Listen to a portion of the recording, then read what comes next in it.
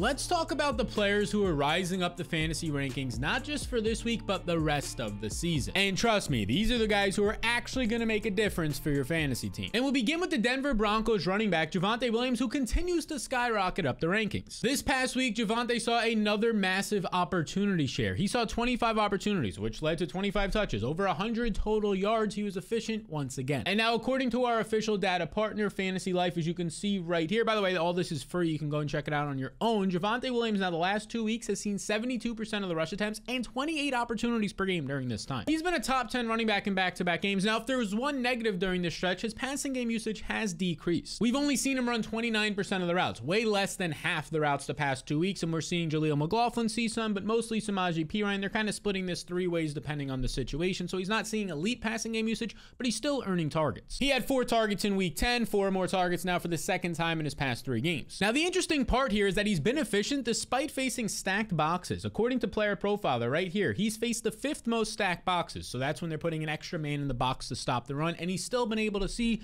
5 yards per touch or more like he did this past week. And the reason for that is just opposing teams aren't scared of the pass catchers for Denver or Russell Wilson so far this season. And I don't blame them. It seems like Sean Payton doesn't even trust Russell Wilson the way he's calling plays, and I expect him to lean on Devontae more moving forward. Now, at the top of the show, I mentioned that these are guys who can help you win your league, because look at this. If we're looking over the next 6 weeks, the next 2 months or so, he's going to face the Texans, arguably the worst run defense in the league. The Chargers, a bottom 10 run defense. He gets them twice, by the way, including in the fantasy playoffs, as you can see at the bottom of the screen, at home. And then he also faces a Patriots banged up and struggling defense. So Devontae is a second-year running back rising up the rankings, and there's also a rookie RB that's skyrocketing as well. And that is Jahmyr Gibbs, who is somebody that I believed was a trade away the past couple of weeks because he was putting up massive fantasy points, but now David Montgomery was coming back. However, it seems like I was wrong, because David Montgomery returned in week 10, but did not see his great role of 70% of the snaps and carries like he did before his injury. As you can see on Fantasy Life right here, weeks 4 and weeks 5 were those great roles where he's seeing 70 and 75% of the snaps. Then he gets hurt in week 6, returns in week 10, only 38% of the snaps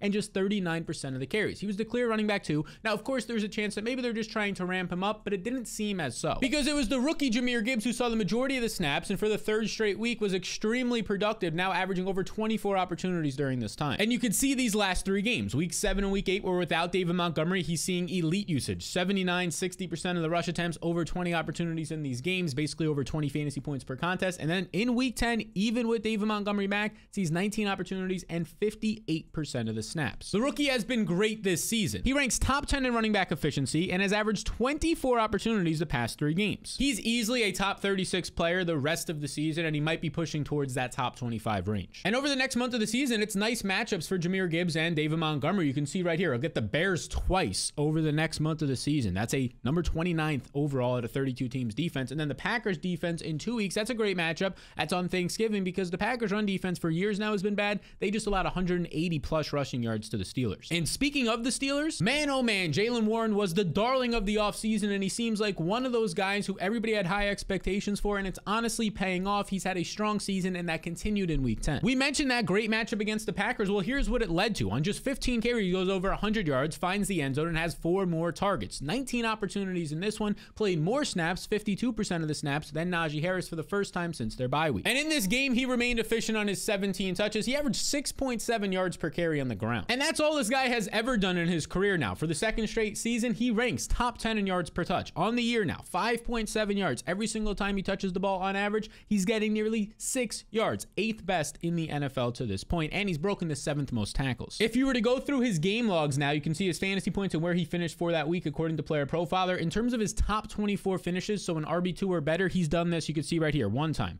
twice, 3, 4, 5, and now after this past week, he's done this 6 times out of 9 games, a top 24 finish. And let me remind you, this guy was often drafted outside the top 40 running backs or even 50 running backs this offseason. And he's basically producing as a top 25 running back for the far majority of the season. He ranks 6th in overall targets despite being a part-time player. So expect the Steelers to continue to lean on one of, if not their most efficient player in Jaylen Warren as they try to make this playoff push. And Warren has a pretty nice schedule over these next 6 weeks. I mean, outside of the Browns this upcoming week, nothing is all that alarming. He has matchups against the Patriots and Cardinals, which are some of the best matchups you can find, and a fine matchup against the Colts in the fantasy playoffs. So Warren is appealing, and so is this next tight end. But before we get there, 65% of you that are watching this are not subscribed. It only takes 2 seconds to hit the subscribe button, and it really helps me. We are pushing towards 100,000 subscribers. Let's get there. Now, the tight end who is skyrocketing up the rankings is Dalton Kincaid, because he kept his great month of the season rolling in week 10 against the Broncos. Because Kincaid in week 10, he led the Bills with 5 receptions. 5 receptions, a team high 6 targets, tied with Gabe Davis in this one, and he just continued his great success, found the end zone again, and was once again a top 5 tight end. So now we've been through 3 games that Dalton Kincaid has played without the veteran Dawson Knox, the other tight end in this room. He's been injured, he's on IR, and he's actually out indefinitely, so it might be a lot more time. And in these 3 games, according to Fantasy Life, you can see right here, Dalton Kincaid, the sample spot right here, he's ran exactly 90% of the routes and has earned 25% of the targets. For reference, earning 25% of the targets on your team for a tight end last year would have ranked in the top 3. We're talking up there with Mark Andrews, Travis Kelce, Darren Waller from past seasons. That's how good he has been without Dawson Knox, and here's the reason for it. The Bills have shifted their offense to going 11 personnel, just 1 tight end on the field instead of 2 when Dawson Knox was healthy, and that's giving him great matchups against opposing linebackers, and he's been dominating them. Now, the Bills do have a new offensive coordinator taking over, but I think they're going to use their first-round pick and continue to prioritize him based on how good he's been. And this first-round rookie now ranks top 15 overall in yards per target, and look at this. Here's the deal. He is number 1 in accuracy rating. His targets are the most accurate out of any tight end. That means he is dialed in right now with Josh Allen. And his rest of season schedule is really good. You're looking a couple weeks out from now. He gets the Eagles, which is one of the worst secondaries in terms of allowing fantasy production to wide receivers and tight ends. A matchup against the Chiefs that should have a lot of points. A matchup in the fantasy playoffs, as you can see right here. Chargers, bottom 5 secondary. Patriots over the last month of the season have been a bottom 5 secondary as well. So you get 2 of the best matchups in the fantasy postseason for the rookie Kincaid. He's a top 5 tight end the rest of the season. And we mentioned the Chargers defense. Well, here's a Chargers player who might be the sneakiest player rising up the rankings so far this entire season, and it is Jalen Guyton. Now, he hasn't played basically this whole year because he was buried on depth charts, lost his job, and then he was banged up, but he did see his first run in week 9 for the Chargers a few weeks back. And now in that game, he did run 73% of the routes, but only earned 2 targets, nothing crazy, but that usage increased this past week in week 10. 85% of the routes, very good, was basically a full-time player out there without Mike Williams and Josh Palmer, and 15% of the targets. That led to a 6-target game. Solid. And he translated this to a nice day. 6 targets translated to find in the end zone, 14 fantasy points. This was usable and definitely worth picking up, but here's the nice part. In previous seasons with the Chargers, because he's been on the Chargers now for 4 or 5 years, his average target was like 17 or 18 yards downfield. He was this boomer bust player, but that changed in week 10. Because as you could see here, according to Fantasy Life's data, his ADOT, average depth of target in week 10, was just 10 yards downfield. And now through his 2 games, a small sample, it's just 10.4 yards. This is over 40% less downfield than his career average, which, why is that important, you might be asking? Well, it's nice to get downfield targets for upside, but there's a nice middle range right around this 10 yards downfield because it makes it more easy for you to catch targets. If you're just getting deep bombs, those aren't easy to complete, which means your fantasy production is boom or bust. So now who knows if this will lead to anything, but Quentin Johnson hasn't stepped up. Josh Palmer is still hurt, and you might be seeing Jalen Guyton be the number 2 receiver. That's what it's looking like for a Justin Herbert offense. So he's definitely worth somebody picking up, and definitely starting in deeper leagues of 14-man leagues or deep roster leagues if you have multiple flex spots, because look at this. This week he faces the Packers. Jair Alexander might not play again. They're down 3 defensive backs. You look into his fantasy playoffs once those start approaching. The Patriots brutal secondary. The Broncos brutal secondary. Winnable matchups against the Bills and Raiders to end the season. This is a really nice schedule. So Guyton's a pretty sneaky guy who's rising up the rankings. Now this next veteran is quietly falling down the rankings. And this would be Adam Thielen. And look, we've talked about it for the past few weeks, a month now.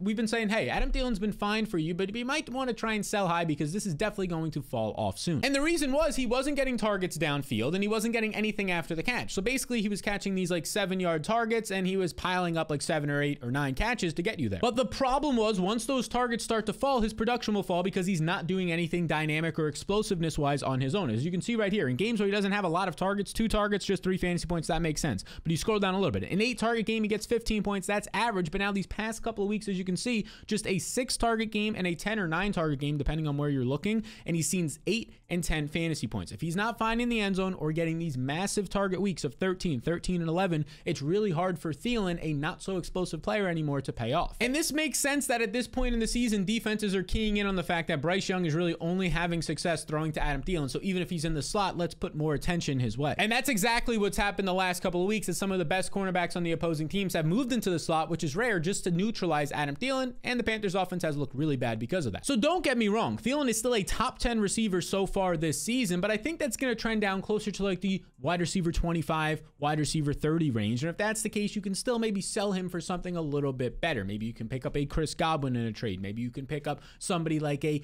DJ Moore. The most ideal candidate though would be a player who's coming off a down week in Deontay Johnson. That's who I'd be looking to trade Thielen for. Now, Sam Howell makes his appearance in this video for like the third or fourth time this year because he just continues to be a top 5 quarterback basically since week 3. His success continued in week 10. He goes over 300 yards for the 3rd straight game, posts 3 touchdowns in this game, continues to throw the ball a ton, 44 attempts in this game. He's now averaging nearly 40 attempts on the season. And if we want to be exact, he's averaging 39.7. He came into this game averaging 39 on the nose, 39.2 actually, and that as the NFL record through 9 games. He now has the NFL record through 10 games, leading the NFL in pass attempts, and this offense is throwing at the highest rate 75% of the time they're throwing. And this is how good he has been. He has been a top 10 quarterback in 5 out of his last 6 games, one of just 2 players to do that during that time. And now here is his ranks this season in the #1 pass volume offense. He is #1 in air yards, which leads to big plays. He's #1 in money throws, which shows he's been great, and he's top 10 in efficiency. So you're getting a quarterback who has been good, has some mobile upside, and his defense is bad. I mean, this Commanders defense just gave up nearly 400 total yards and multiple scores to Geno Smith, who has been pretty atrocious accuracy-wise and efficiency-wise most of the season. So when your defense is bad, you're falling behind in games a lot more often. You're 6-point underdogs like he was last week, forcing you to throw. Now this week is interesting because the Commanders are surprising favorites, 9-point favorites. Maybe not surprising based on the matchup against the Giants and Tommy DeVito, so we'll see what happens in this one. But this team is still going to throw a lot. Maybe a couple more Brian Robinson carries, but you also get the matchup against the Giants secondary that just allowed nearly 500 yards and 5 touchdowns last week to Dak Prescott. So keep rolling Sam Howell out there, and if you have like Sam Howell and Jalen Hurts, some sort of insane combo, look to deal one of them. Get something better because you don't want to be sitting one of the top 5 or 10 quarterbacks that you would be in that situation in fantasy. And you also don't want to be missing out on the fantasy blueprint. As you can see right here, every day of the week I send you a tool that will help you make your fantasy playoffs and take home a fantasy championship. Waiver wire tiers, rest of season rankings, projection rankings, game by game matchup notes, anything that you can think of to beat your opponent, this will help you do just that. And this is real simple to acquire, fellas. You just scan the QR code on the screen or click the link in the description below. You follow 2 simple steps there. Over 4,000 people have done it. Now it's your turn. And here's what I'll say. Look, these are the 2 simple steps. If you don't make your fantasy playoffs, because I know what you're saying, my playoffs are in like 4 or 5 weeks. This isn't worth my time. I wish I would have done it at the beginning of the season. No. This is just $5 for the rest of the season. And if for some reason you don't make your fantasy playoffs, I'll refund that $5. And if you do, well, you get this all the way through your fantasy playoffs. Every single tools and analysis and any questions you need answered will help you with that. So to get access today and join the 4,000 other people who are currently using this blueprint to win their leagues and smack around the competition, scan that QR code or click the link in the description below. All right, this brings us to Bijan Robinson, who was probably your first, maybe if you got lucky, 2nd round pick in fantasy, and everybody's been worried about him, but in week 10, he finally saw some season high usage. His 23 touches in the best matchup you might be able to find for a running back against Arizona was a season high. He goes over 100 total yards. He ends up finding the end zone. We would have liked to see some more receptions and targets in this one, but it's kind of hard to do that when you're running the ball 22 times. And now more importantly, the underlying usage was nice to see. 77% of the snaps was a season high. We kind of saw a lot less Cordell Patterson and definitely a lot less Tyler Algier in this one, as Bijan also saw a season high 85% of the routes run. So he only saw 2 targets in this one, but he was out there a lot more running routes. That's going to translate in future weeks when they get behind, which they will in more games. So this past week's usage was what you were hoping for out of your 1st round pick. And now he enters the bye week, but he's been really efficient this year. He ranks top 10 in rushing efficiency, and he is 1st in routes run amongst running backs. And once he comes out of the bye week, he's going to be looking at a nice fantasy schedule. In the fantasy playoffs, he'll face the Panthers' bottom 3 run defense against opposing running backs, a beatable matchup against the Colts, especially in the passing game department, and then the 29th ranked Bears defense. Really nice matchups here for Bijan. So expect him to command the backfield after the bye week, and then let's look at what this wide receiver in Jacksonville's doing. And this was a player that we were high on this offseason, and it was Christian Kirk. Many times this offseason, we actually said, yeah, Christian Kirk's the wide receiver 1 here. We get Calvin Ridley. He's coming off of an injury, though, and then we got dunked on after week 1 when Calvin Ridley went off and Kirk did nothing. But since then, it's been all Christian Kirk because he continued his success this past week in a difficult matchup, not an impossible matchup, but a difficult matchup against the 49ers defense. Has 11 targets, goes over 100 yards. This was his first big game in a while, and it made sense. Right after the bye week, they got him involved more, especially in the middle of the field. And if you were to look over the game log since week 2, he's now out-targeted per game on a target share basis Calvin Ridley in 5 out of the last 8 games. Again, Christian Kirk is the wide receiver 1 on this team. The fella is beating man coverage at a top 10 rate in the NFL, and he earns the 9th most fantasy points per target versus man coverage. coverage. I mean, he's going to get peppered in man coverage situations, which are only like 25 to 30% of the situations this year, but it's better than not being good against it. And in week 1, he had just 1 catch for 9 yards. If you were to take away this week, Kirk would rank top 20 in wide receiver efficiency and top 15 in targets per game. That's how good he has been since that bad week 1 showing. And if you look at his upcoming schedule, matchup against the Titans is great. The Texans is a solid matchup. Great matchup against the Bengals. You scroll down a little bit more and you get a matchup as the fantasy playoff start against the Tampa Bay Bucks secondary that basically let you pass on them because they're so good against the run. So Christian Kirk is rising up the rankings as a top 25 option the rest of the year. Now, this next wide receiver, I'm changing my thoughts on. Now, if you already traded away Courtland Sutton in a past week because of his touchdown luck, that's completely fine. You probably got a better option. But the thing to note here, out of the bye week, in a nice matchup against Buffalo, he saw another touchdown, which isn't sustainable, but it's at least more sustainable when you see 11 targets like he did in this game and 8 catches compared to the games where he's seeing just 4 or 5 targets and 3 or 4 catches. This is nicer to see and something to note. You can hold on to him if you're overall trade deadline or you can't get anything for him. Feel a little bit better now that the volume's there. And you could also feel pretty good if you picked up Devin Singletary. If he's still on your waiver wire, go get him right now. He was just on a waiver wire in another one of my leagues today. Somebody dropped him. I added him. 30 carries. Yeah, even if Dameon Pierce returns, I like the fact that he saw 30 carries. Now is a good matchup this week. He's going to stay involved. And just a reminder, the last time that Dameon Pierce was healthy for a full game, he split the backfield with Devin Singletary. And the time before that, Devin Singletary actually saw more snaps, usage, and targets. Let's talk about the Bills backfield now. Another interesting backfield because James Cook goes over 100 yards. Looks really good in that matchup against the Broncos, which is maybe the best matchup you can find on Monday Night Football. But here's the thing. He still just saw 48% of the snaps and still just saw 48% of the rush attempts. Because Latavius Murray saw just as many touches. Also, he found the end zone, Latavius Murray, and was used on the goal line in the red zone, and they're continuing to use him. So even though James Cook had a solid week here, it was the best case scenario matchup-wise, and he still only was a part-time player. A running back who's actually rising up the rankings is Keaton Mitchell. This rookie has been great. He scored a touchdown on back-to-back games on very limited touches, but on Thursday Night Football, by the time you're watching this, it's going to probably be today or maybe it already passed.